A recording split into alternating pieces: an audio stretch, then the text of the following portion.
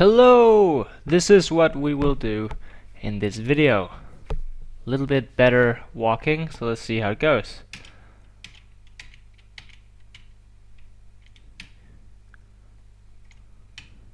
That's the most Pokemon-like walking I could implement, and we're gonna do that in this video. So let's close this and go back to our game here, which in its current form looks like this, with the linear interpolation. So let's add animation. However, first there's a small change I want to make from the last video here in actor. When we finish a move, I assume that these interpolation functions here would return at most this destination X, but it seems that it is not clamped to the destination, so this world X can end up being a little bit bigger than this destination. So we're gonna change that now by cleaning up in this finish move function.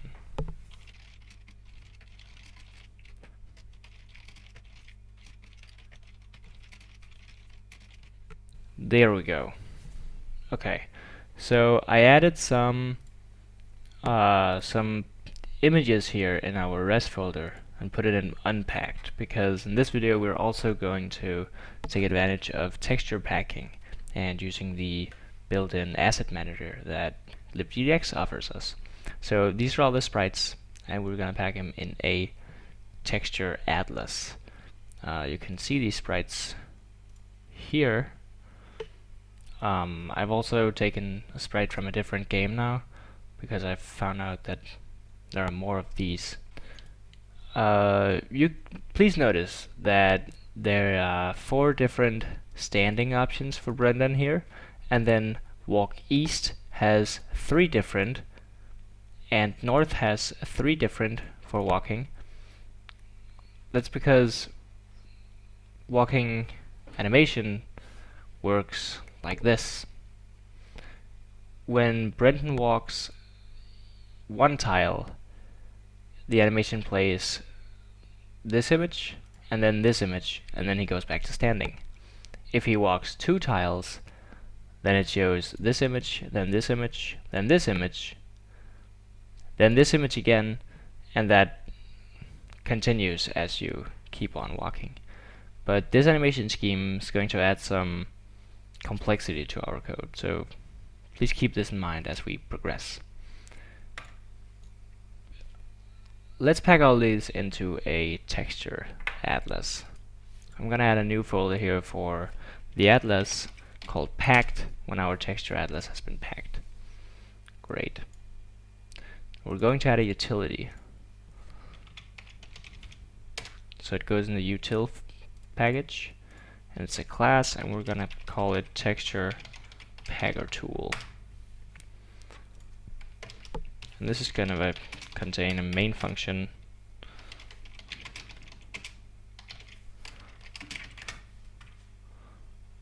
that will just rearrange all of these into a sprite atlas.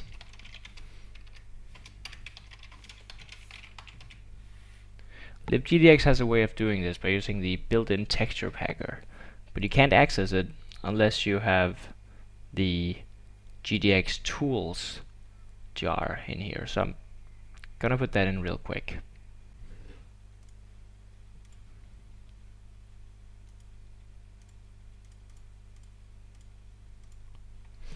Okay, now we can statically access the texture packer, and we want the process function.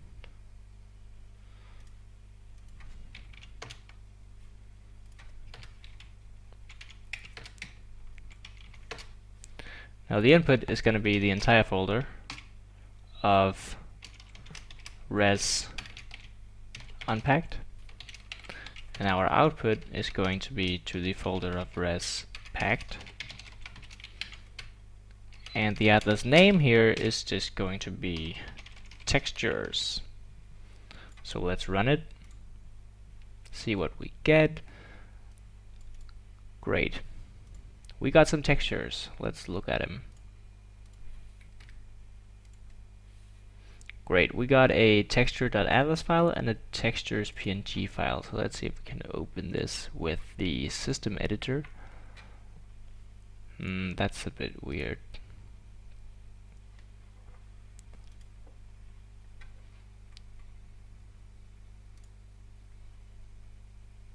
Okay, I think we're back, and let's have a look at this over here now.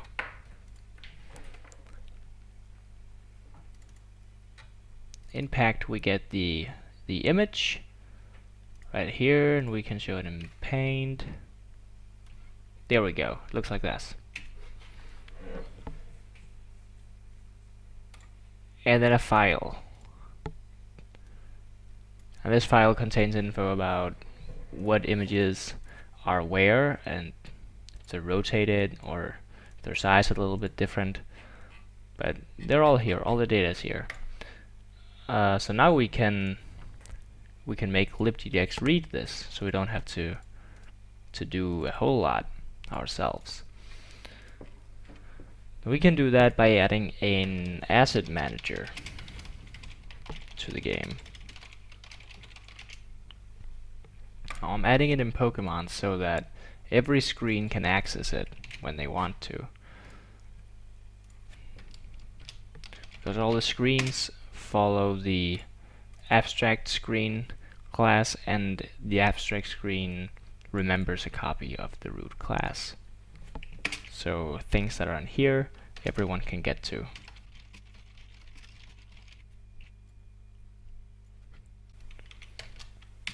On the create here, we need to initialize the asset manager and specify what assets we want loaded, and then tell it to finish loading. And we're specifying the atlas file, and we're specifying it as a texture atlas. When libgdx sees that this is an atlas file, it knows that there must be a PNG with the same name in the same folder, and that's how it knows where these textures are.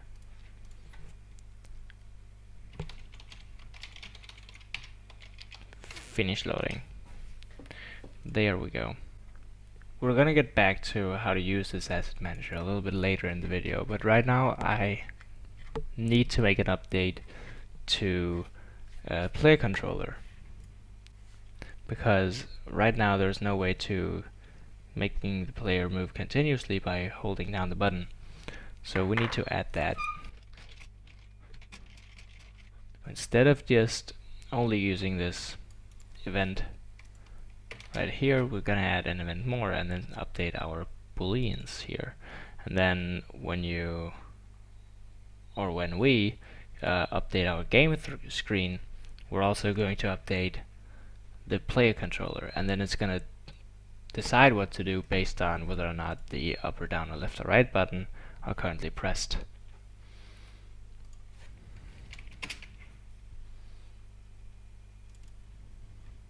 So these are only going to be maintaining the booleans.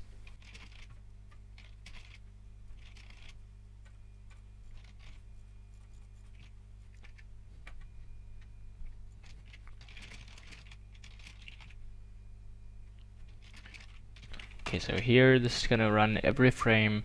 If the up key is pressed, then player should move up.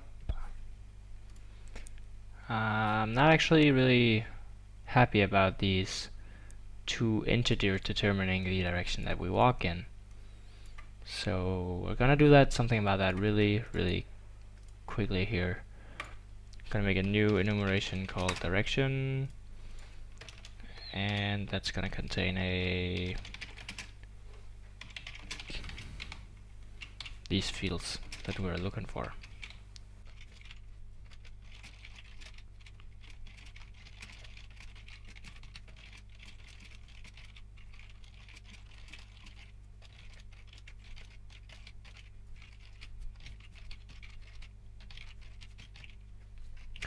Beautiful. And now we can update our move method to not take integers as parameters, but instead a direction.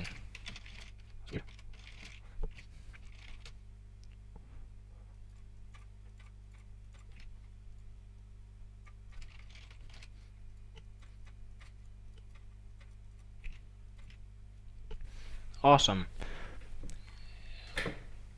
Also, this initialize move should not actually take these parameters, because it can just look at the logical position of the actor here, so it doesn't need to it doesn't need the old coordinates, and it doesn't need these as well, because we have the direction now.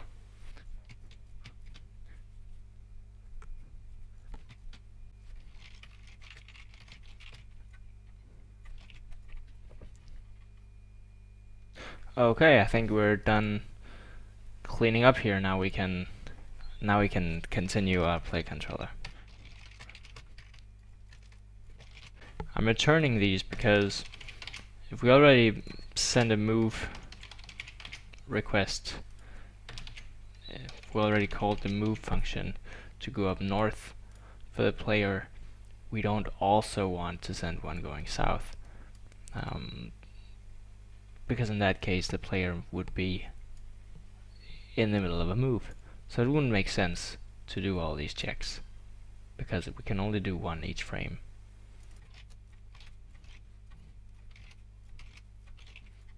Great, that is our player controller, and we need to update this from our render method here. Our controller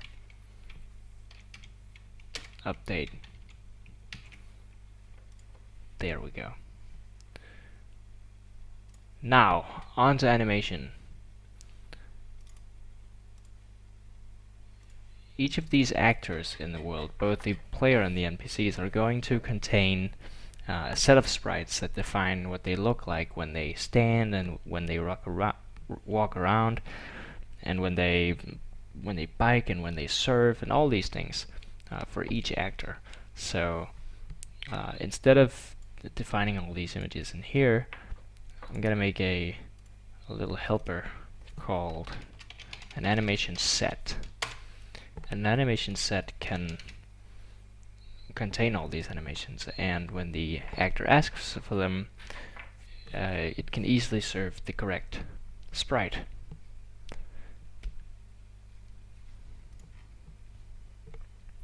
So I want it to be able to spit out an animation, a libgdx animation, when I'm walking, based on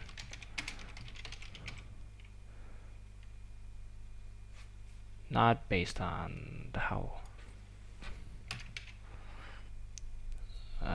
based on direction.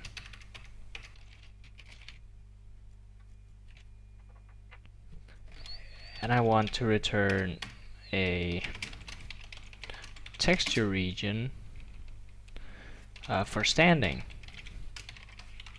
stating for standing, also determined by direction. And texture region. Great. These are going to come from a map. We're gonna have a private map where we map these directions to animations, and then we call that the walking map. And we also gonna have a map called standing map, where we map these directions to texture region. Standing. There we go. And then when we initialize this animation set, we also need to initialize walking and the standing map. I'm gonna use a hash map just because I know that it's fast and it's gonna do the job. And the standing. Great.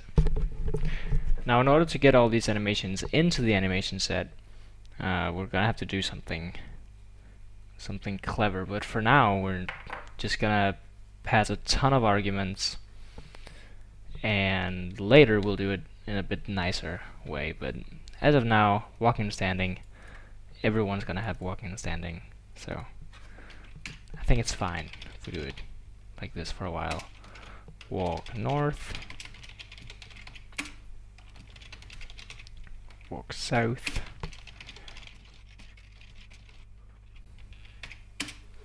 and then the standing.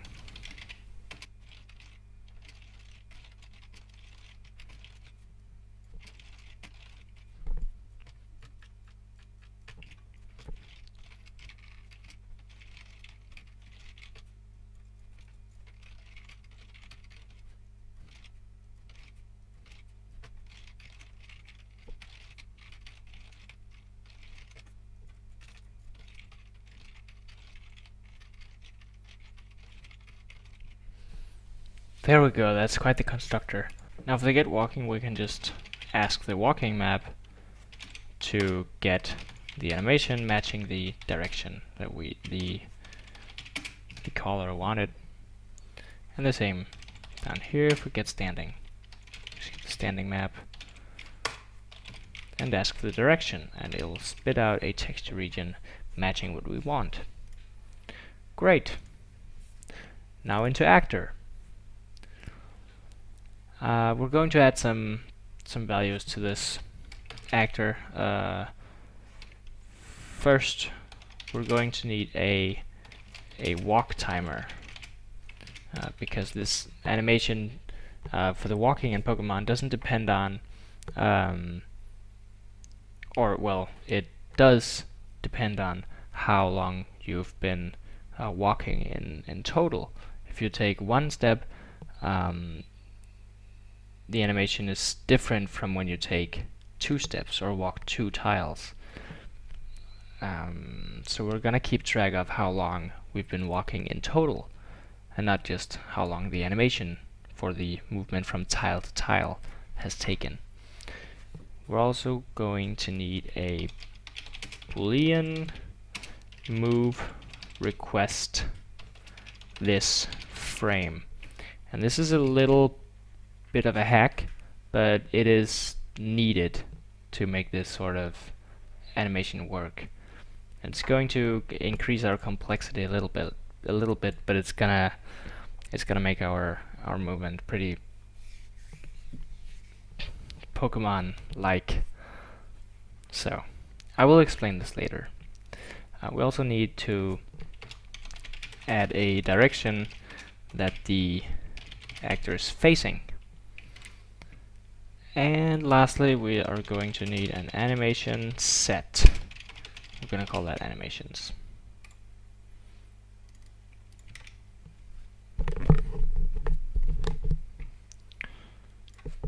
In the constructor, we need to set this facing to south, because we do not want it to be null at any point. And we need a... No, we don't. Yeah, we do. Let's do it. We want a texture region get sprite, so that the screen can ask the actor what sprite it wants to display, and the actor can respond with all these images found in the animation set up here. Great. So if this is state dependent, so if the state is walking, then we return from animations and we get walking in the facing direction.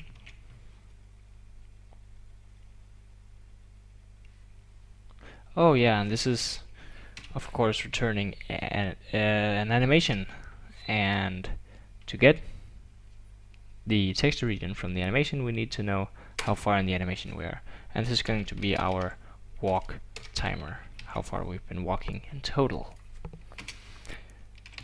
If the state is not walking, however, it might be standing.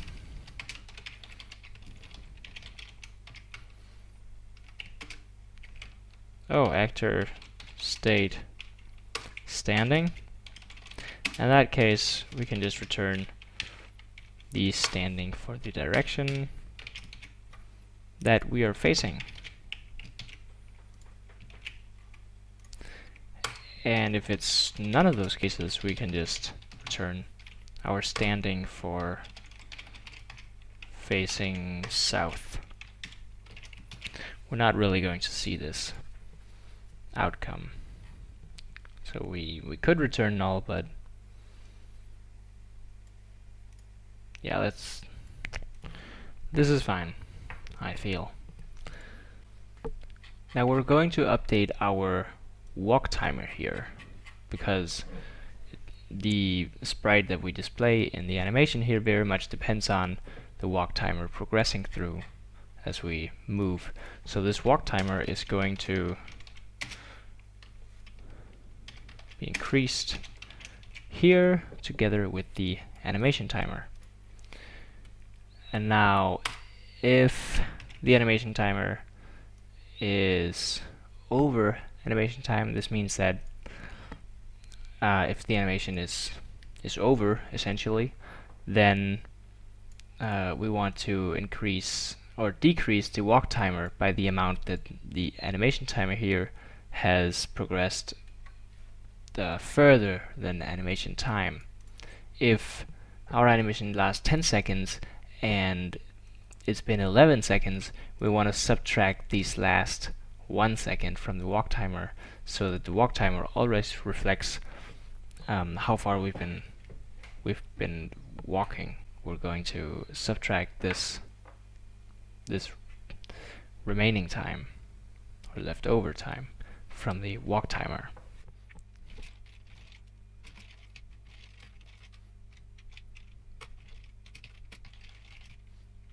And then we finish moving.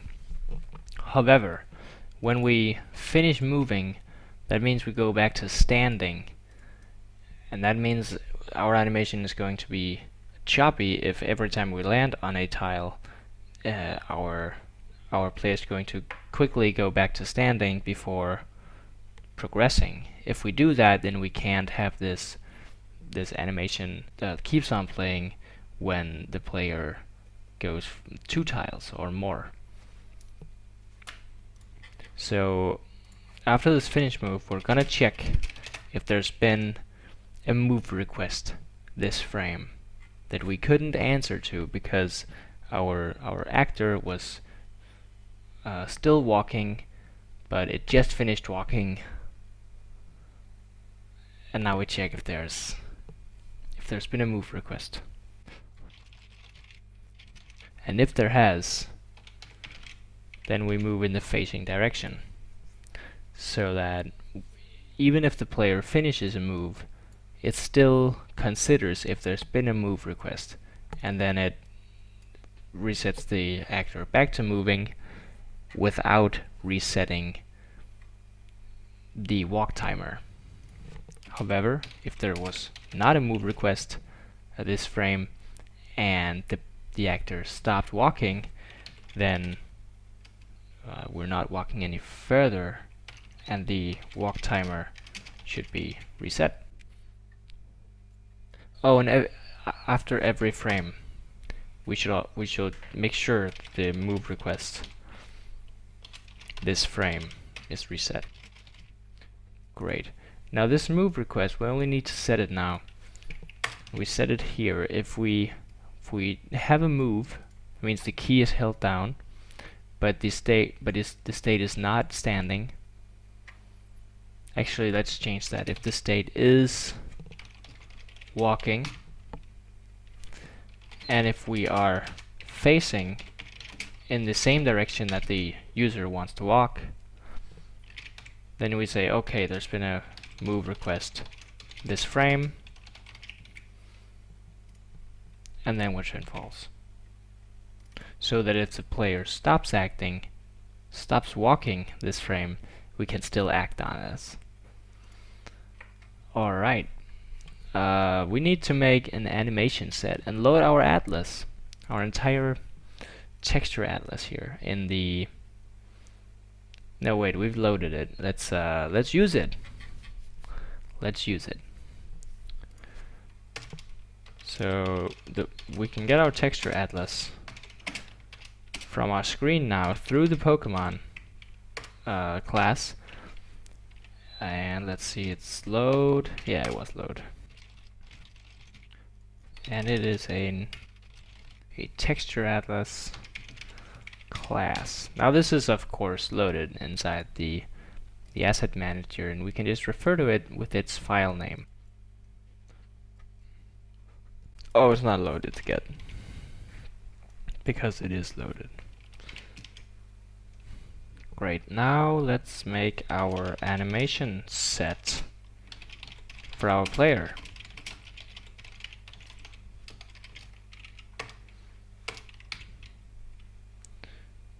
And it's gonna have all these parameters. The first 4 are animations. So we're gonna make a new libgdx animation here, and taking one step now takes half a second, but I want to change that to 1.3 seconds. So this animation should also take 1.3 seconds divided by 2, because we have 2 frames per tile that we're walking. If we go in here again, you can notice that if we're walking from one tile to the next tile, we may have this walk north 1, walk north 0, and then walk north 1, and then stop. But if we're walking 2 tiles, then we're doing this image, then this image, then this image, and then this image again. So that's 4 images for 2 tiles. So that's why we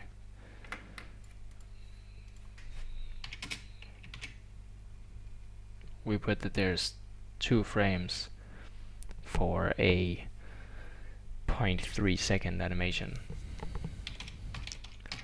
This next parameter is all the regions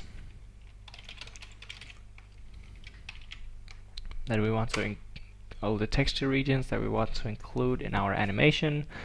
And since we enumerated our images here by 0, 1, and 2, the sprite atlas will have packed these into sequences or arrays of texture regions by the name without the number at the end. So I can get all of these, or this entire walk east animation, by specifying that I want the regions called random walk east, for instance. This first parameter should be north. And then we want to specify a play mode, and this is loop ping pong, because the animation goes back through itself afterwards.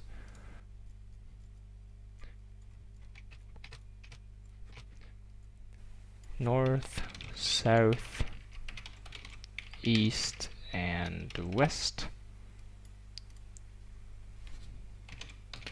And these last 4 was just the texture regions. So let's find region.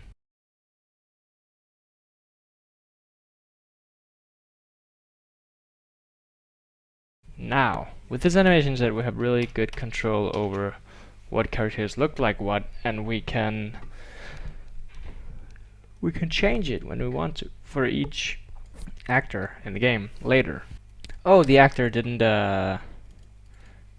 get the animation set here at all. But we should make sure that it requires an animation set. Animations, and this animations should be equal to animations. Great. Great.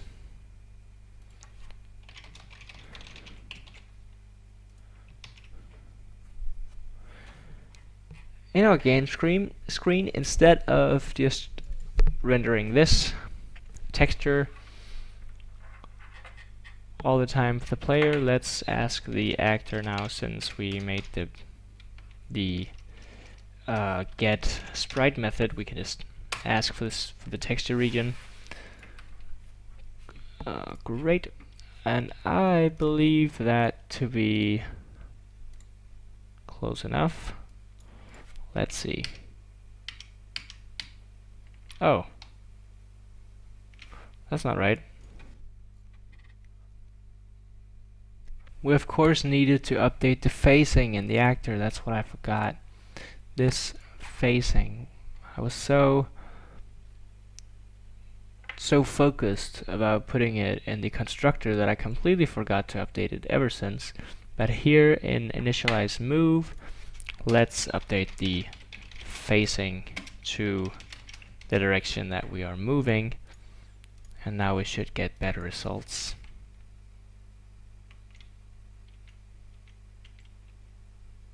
There we go. That looks awesome, I think.